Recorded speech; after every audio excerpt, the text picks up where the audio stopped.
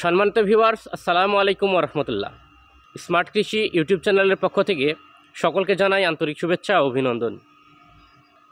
দর্শক, একটি উদ্ভিদের সঠিক বৃদ্ধি সাধন, ক্ষয়পূরণ ও উচ্চ ফলন নিশ্চিত করতে কি কি পুষ্টি উপাদান প্রয়োজন এবং কি কি পুষ্টি উপাদান গ্রহণ করে থাকে, এ সকল বিষয় নিয়ে আলোচনা করব আজকের এই ভিডিওতে।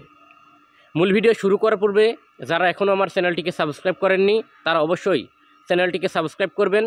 যারা ফেসবুক থেকে দেখছেন তারা অবশ্যই ফেসবুক পেজটি ফলো দিয়ে সাথে থাকবেন। দর্শক, একটি কথা অবশ্যই মনে রাখতে হবে, আমাদের মানব শরীরে যেমন বিভিন্ন পুষ্টি উপাদানের প্রয়োজন আছে, ঠিক একইভাবে উদ্ভিদের সঠিক বৃদ্ধি সাধন, ক্ষয়পূরণ ও ফলন নিশ্চিত করতে বেশ কিছু পুষ্টি উপাদানের প্রয়োজন আছে। উদ্ভিদের প্রয়োজনীয় পুষ্টি উপাদান মোট 17টি পুষ্টি উপাদানকে আবার দুই ভাগে ভাগ করা যায়: মুখ্য উপাদান ও গৌণ উপাদান। মুখ্য উপাদান বলতে উদ্ভিদের সেই সকল পুষ্টি উপাদানকে বোঝায় যা উদ্ভিদের সঠিক বৃদ্ধি সাধন এবং সঠিক জীবন ধারণের জন্য অবশ্যই প্রয়োজন। উদ্ভিদের প্রয়োজনীয় মুখ্য উপাদানের মধ্যে রয়েছে hydrogen, oxygen, nitrogen, phosphorus, calcium, potassium, sulphur ও ম্যাগনেসিয়াম।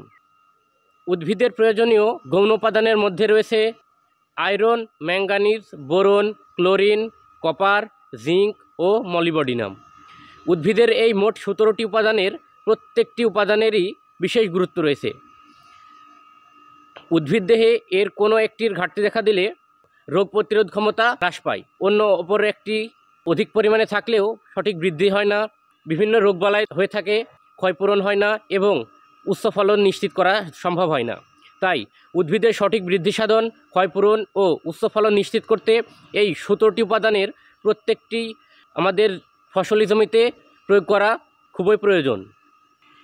এই প্রয়োজনে পুষ্টি উপাদানের কোন উপাদানের কি কাজ এবং কোন উপাদানের অভাবে কি কি সমস্যা হয়ে থাকে, এ সকল বিষয় নিয়ে আলোচনা করব স্মার্ট কৃষির পরবর্তী ভিডিওতে।